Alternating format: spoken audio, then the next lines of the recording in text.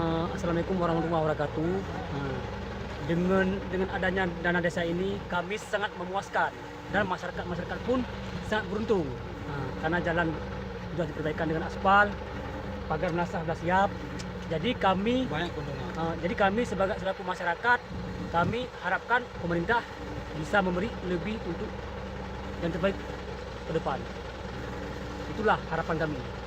Sekarang kami kalau bangunan jalan sedang kami lanjutkan dengan baik dengan dana desa. Itu sedang dibuat apa? Itu sedang dibuat jalan aspal untuk masyarakat desa Kambuk Payapi.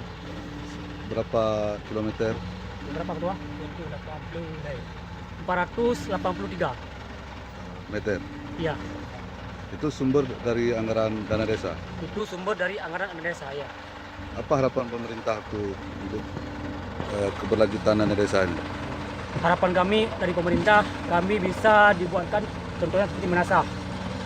Menasah harus dibangunkan seperti jalan-jalan ke kebun, sumber daya manusia, sumber daya masyarakat, seperti apa itu peternakan, cabai, seperti pertanian, itulah